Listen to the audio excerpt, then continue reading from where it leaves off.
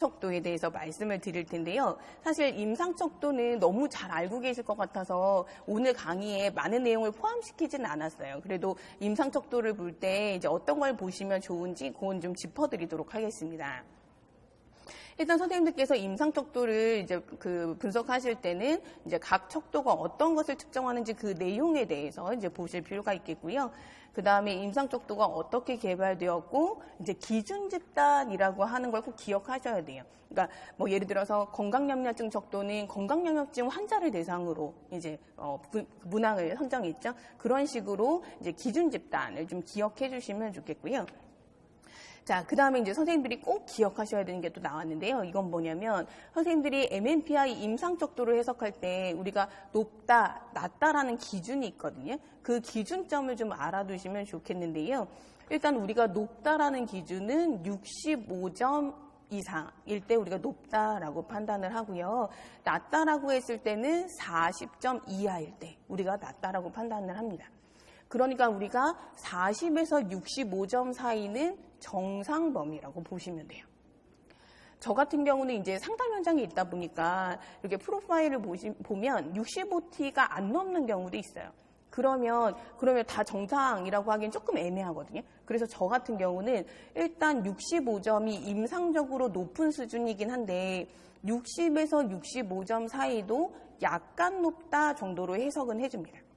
그러니까 예를 들어서 우울척도, 입원 척도가 65점 이상이면 이제 매우 우수한 거고, 우울한 거고, 임상적으로 우울한 거지만 60에서 65점 사이는 다소 우울하다, 뭐 약간 우울하다, 이런 식으로 이제 기술을 해줍니다. 자, 중요한 건 뭐냐면 그렇더라도 40에서 60점 사이는 정상 범위라는 거예요. 제가 왜 이걸 강조를 하냐면 제가 이제 슈퍼비전 같은 걸 하다 보면 이제 프로파일이 58점, 59점이 다 이제 정상 범위에 있는데 그 중에 상대적으로 높은 게 58, 59 막 이렇게 되는 거예요. 그러면 선생님들이 이제 이게 상대적으로 높아졌으니까 이걸 가지고 막 우울하고 불안하고 막 이렇게 해석을 하신단 말이에요. 그러면 절대 안 된다는 거예요. 왜냐하면 상대적으로 58점, 59점이 상대적으로 그 프로파일에서는 높지만 우리가 40점에서 60점 사이는 정상 범위라고 보거든요. 그렇기 때문에 그 프로파일은 해석할 게 없는 거예요.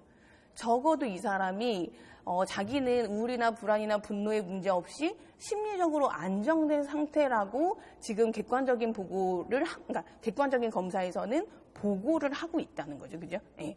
그래서 선생님들이 요 40점에서 60점 사이가 정상 범위고 60에서 65가 다소 높은 거고 65점 이상이 높은 거다. 40점 이하가 낮은 거다. 요 기준을 꼭 알아두시면 좋겠습니다.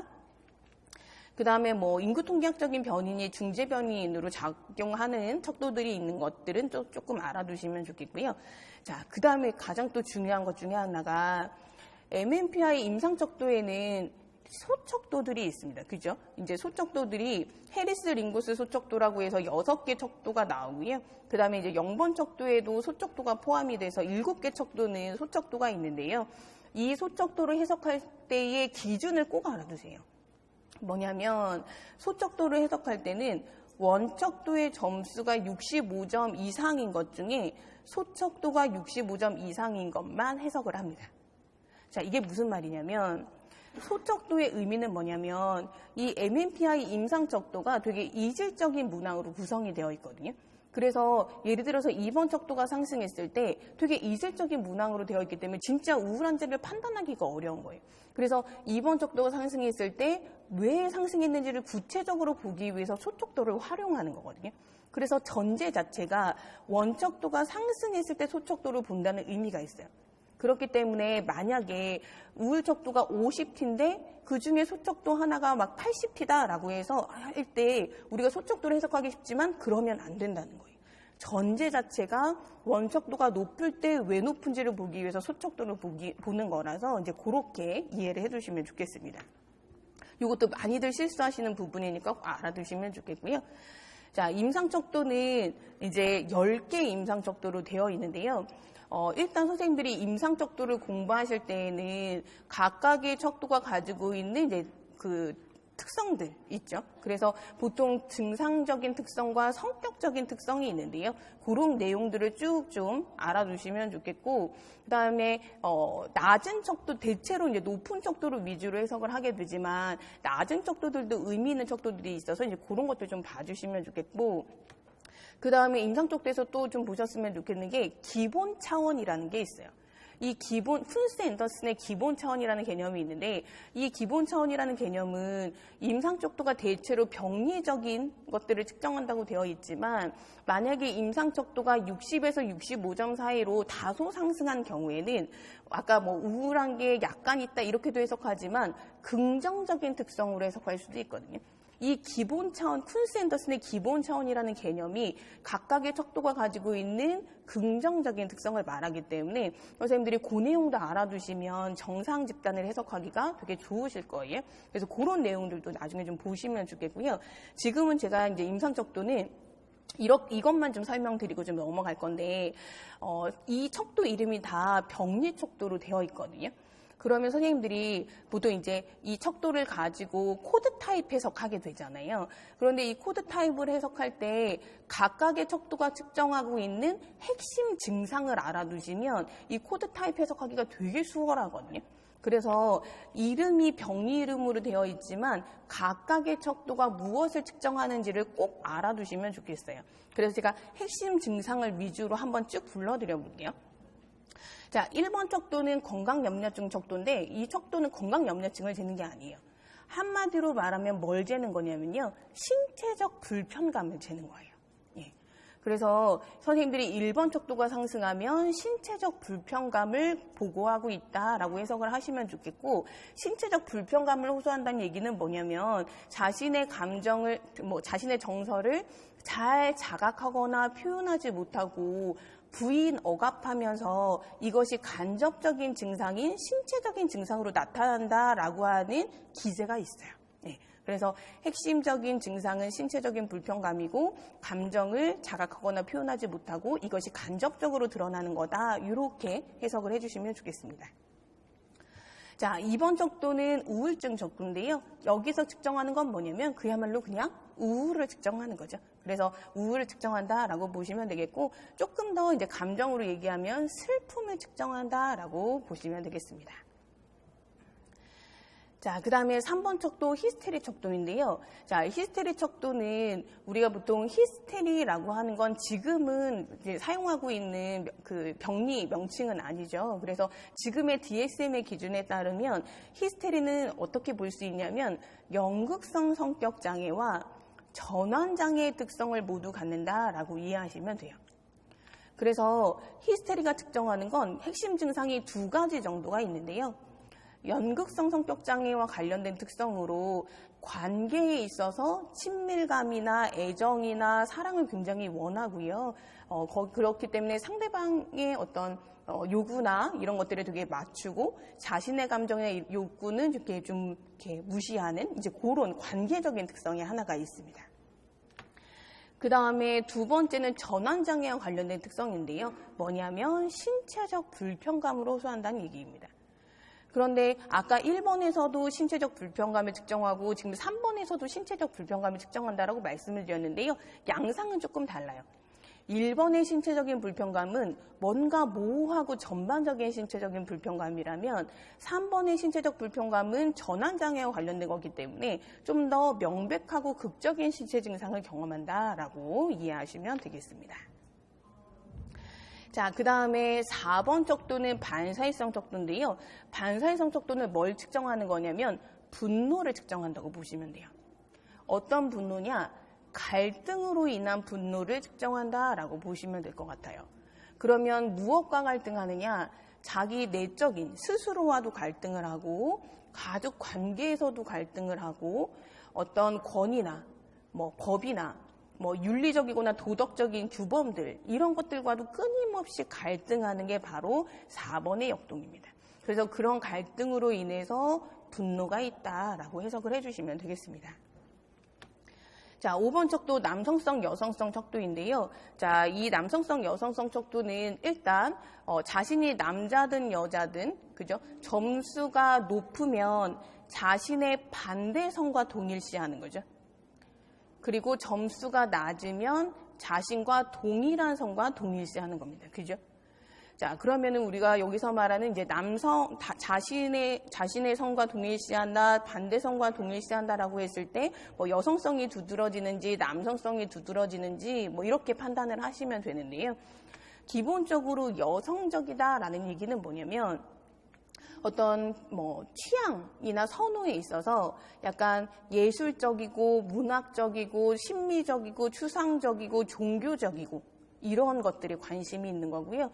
관심의 범위가 굉장히 넓고 그 다음에 유연하고 그리고 약간 지적인 통찰이나 이런 것들을 좋아하는 게 여성성이 강하다는 의미입니다.